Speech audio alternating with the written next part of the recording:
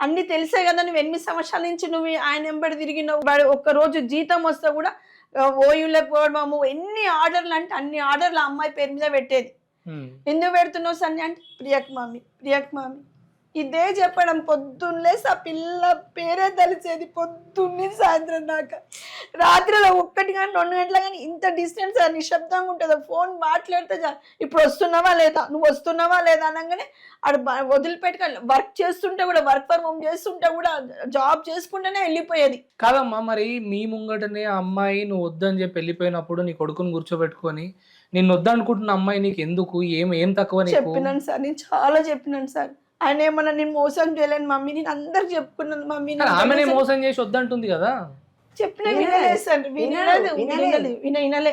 అది చేసుకుంటే దాన్ని చేసుకుంటా లేకుండా చచ్చిపోతాం ఉద్దేశంతో ఉన్నాడు కదండి. నేను చేసుకుంటా, అమ్మాయినే చేసుకుంటా, లేకుంటే అమ్మాయిని వదలలేను, నేను చనిపోవడానికి సిన్సియర్ అయిపోయింది. చచ్చినా బతుకుతా ఆ అమ్మాయితోటే నేను ఉంటాను.